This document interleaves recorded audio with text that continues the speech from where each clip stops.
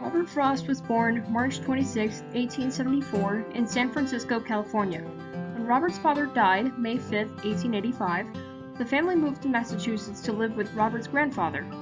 Robert's grandfather bought Robert a farm for he and his wife Eleanor to live on just before Robert's grandfather died. Robert worked on this farm for 9 years, all while writing poetry and wishing he could be a full-time poet. Robert Frost attended Harvard, and voluntarily left due to illness. In 1912, he moved to Great Britain where he met fellow poets. Each of them gave him inspiration for writing. He returned to New Hampshire during World War I and spent the next 47 years teaching and lecturing at various schools and colleges as an English professor. Robert Frost experienced a lot of grief in his life. His father died when he was 11, his grandfather died after taking his family in, his mother died 15 years later, his younger sister died in a mental hospital in 1929, 4 of his 6 children died tragically before him, and his wife Eleanor died of heart failure in 1938. In his lifetime, Robert Frost won 4 Pulitzer Prizes for different poems, had several schools named after him, had almost every home he lived in turned into a Robert Frost Poetry Museum, received 40-plus honorary degrees from various Ivy League schools, and was given a U.S. Congressional Gold Medal for enriching us all with his poetry. He died January 29, 1963 at the age of 88.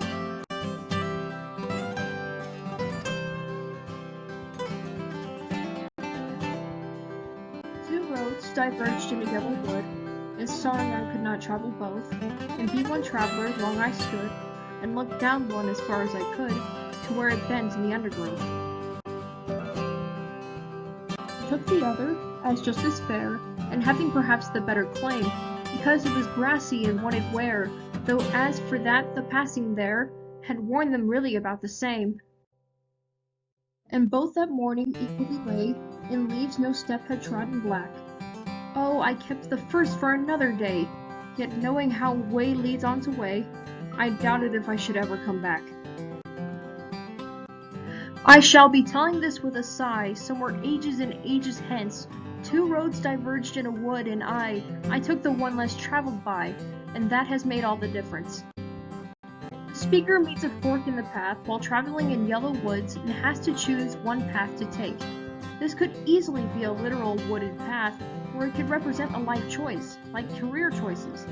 The speaker looks down one path to see how far it went before he could no longer see.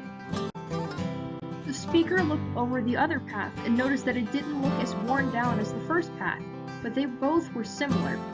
This path is inviting to the speaker, with its grass begging to be stepped on, because he wants to try something that less people have done.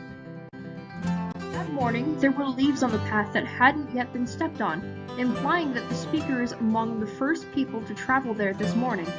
He wants to travel along both paths, but he chose the second path for now, knowing he most likely will not return. When he tells this story in the future, he will say with a sigh, which could either be sad or contented, this poem could be interpreted either way, that he chose the road less people have traveled, and that this meant everything to him. Either the choice he made led to a couple of inconveniences, or he is content with what he chose. This may tie back to Robert Frost choosing to be a poet.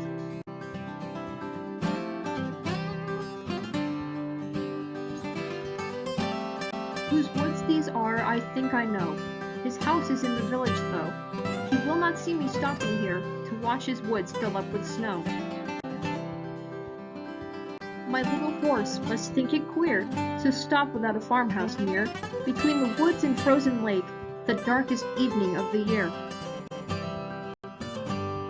He gives his harness bells a shake to ask if there is some mistake. The only other sounds the sweep of easy wind and downy flake. The woods are lovely, dark and deep, but I have promises to keep, and miles to go before I sleep, and miles to go before I sleep. The speaker knows the owner of the woods he is stopping to admire. He thinks that the owner won't notice his presence, so therefore would not mind him loitering on his horse to take in the scenery.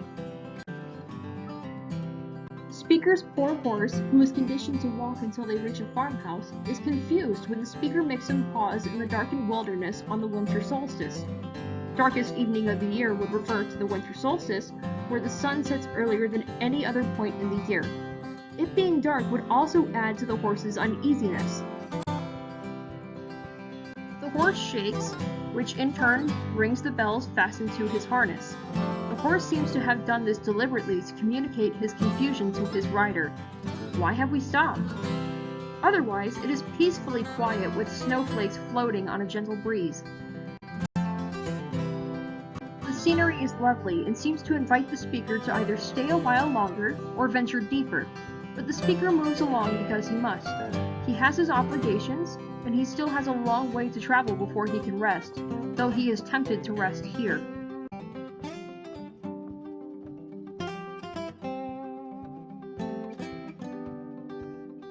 Nature's first green is gold, her hardest hue to hold.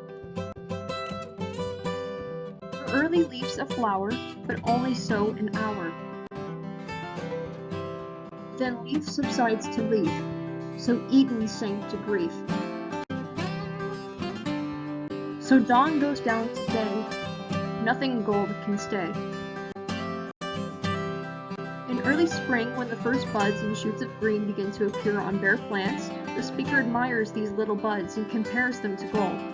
In the speaker's eyes, these early growths have value and superiority above all others, and they're one of nature's finest creations. Yet these growths change very quickly, losing the value and color that the speaker loves. The budding leaves begin to unfurl now and look a bit like flowers, perhaps even are flowers, but just like the leaf buds, they do not stay this way for long. Budding leaves turn into full leaves, losing even more of their charm. Then, on top of that, they lose their green color in fall and drop to the ground, leaving the trees bare. In the life of a tree, which could live for thousands of years, one season is not a long time. Everything changes quickly, and those leaf buds will be rotting on the ground very soon. These leaves growing and dying is compared to Eden, presumably the Garden of Eden, a paradise God created for his human creations, Adam and Eve. But it went unused because Adam and Eve sinned and fell from God's grace. Line 7 has interesting word choice. Down implies that the speaker believes that dawn becoming day is not an upgrade. Dawn, the pureness of the morning and the many beautiful colors the sun brings as it rises, is much better than the day. However, it doesn't last long, so the speaker must enjoy it while it is there. Nothing good lasts. When something is good, it must be enjoyed to its fullest because it could be taken away at any moment. Robert Frost and his work are comparable to warm honey lemon water in my eyes. I'm unsure what the real name of this beverage is, but I tend to make this drink every once in a while when I have a cold or a sore throat. The lemon juice cleans the back of your throat, the honey is added for both flavor and its healing properties, and the drink is much more tasty and effective when warm. Altogether, honey lemon water is simple, provides relief and comfort, and seems to revive me. I felt these same things while reading those 3 poems. There is warmth there, they cleanse the soul, and the simplicity and calmness instills comfort. I understand that not all of Robert Frost's poems have the same gentle feelings as the 3 poems I have selected, but I love to revisit these 3 poems when I'm feeling low because they are so uplifting.